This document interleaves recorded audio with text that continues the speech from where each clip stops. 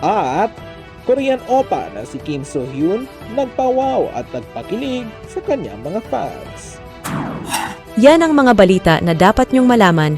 Ngayong huling araw ng Hunyo, ako po si Angela Grande. At ako naman si Axel Vicario. Umpisa na ang 30 minutong balitaan dito sa News Record. News Record tuloy.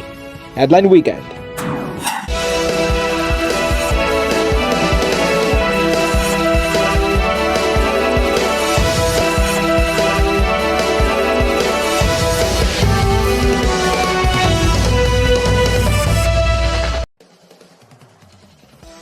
Sabay-sabay po tayong napapanood sa Flow Media social media pages, YouTube at sa ating website sa www.kbnnews.tv.